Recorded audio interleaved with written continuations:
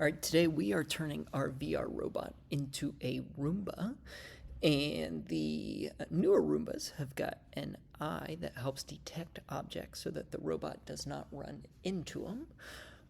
And so we will be using the front eye of our VR robot to not run into the walls. And if there were things in our playground, it wouldn't run into those because we've coded it to avoid those things. So we are going to be doing this inside the art canvas playground.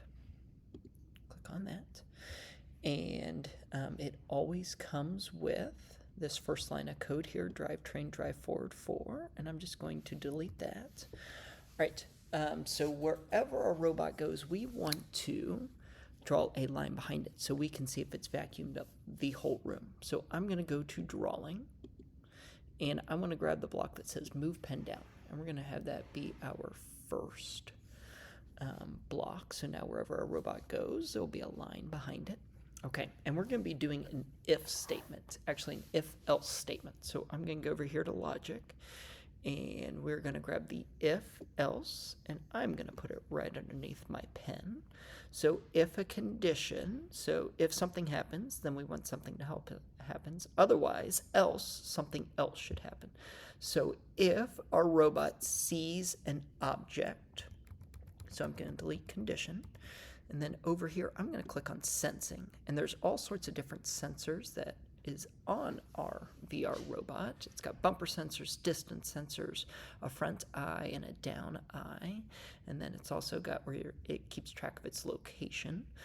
I want the one that says eye near object. So I'm going to click on it, and I'm going to drag it over here and put it right next to my if statement. And I'm going to get rid of that. So if my front eye is near an object, and then I'm going to delete pass. And then do you see how it's indented here? So now what's ever indented underneath my if statement, that's what's going to happen. So if front eye is near an object. So if front eye is near an object, I want it to turn away from it. So I'm going to go to drivetrain, and I'm going to grab the one that says drivetrain turn 4 right 90 degrees. And we're going to change a couple things about that. So turn right, okay, that looks good. Where it says 90 degrees, I'm going to delete that. I don't want it to turn 90 degrees. I want it to turn a random amount. So I'm going to go to logic, and then I'm going to go all the way to the bottom where it says random rand int 110. And I'm going to click on that, and I'm going to drag it, and I'm going to put it right in between these two commas. Okay, and when it did that, it popped this comma in the degrees onto the next line. I'm just going to delete that back so that it's all on the same line. So turn right, I don't want it to turn a random integer 1 degree to 10 degrees. I want it to turn right a random amount 120 to 180 degrees.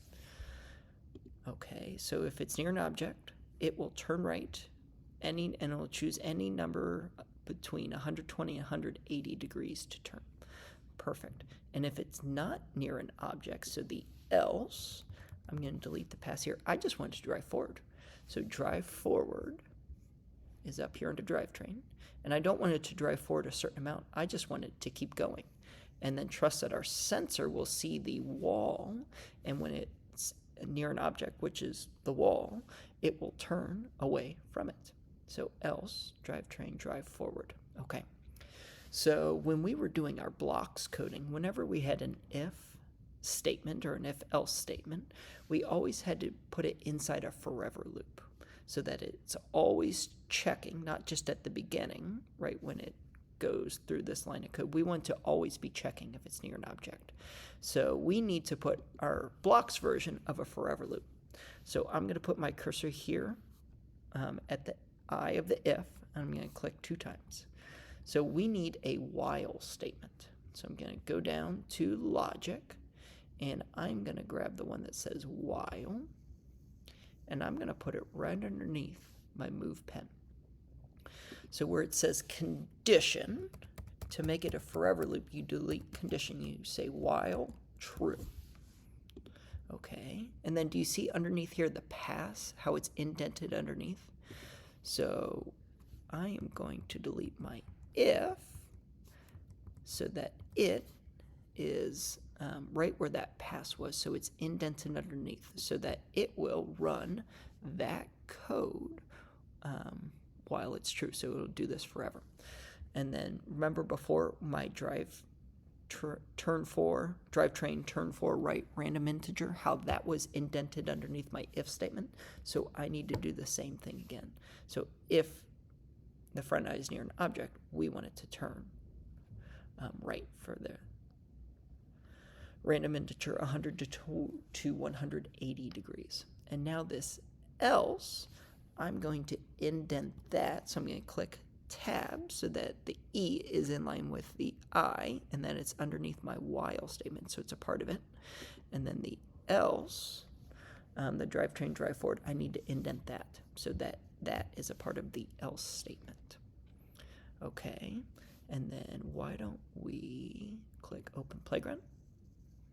And then when we click play, as a reset responsiveness, please wait a moment and try again. We need a delay in every loop. Okay, so what it's telling us is after each action, so the action is turn right forward and drive forward, we need to put a little tiny delay. So what I'm going to do is I'm going to click return. I'm going to grab this wait, and where it says 1 second, I'm going to change it to 5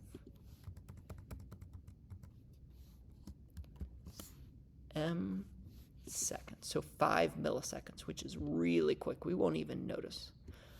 And then the same thing. So underneath drivetrain, click return, wait, and I'm just going to type it. I'm going to do parenthesis 5, comma, oh, it popped up. And then click msec, milliseconds. Okay, now let's refresh, and let's try it again. So it's going, and then we can look at it like this.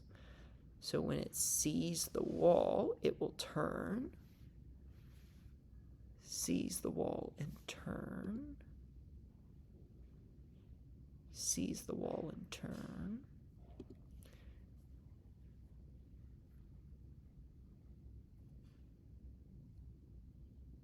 And so we can tell when it's vacuum because there will be a black line wherever the robot has gone. Okay, refresh. Perfect. All right.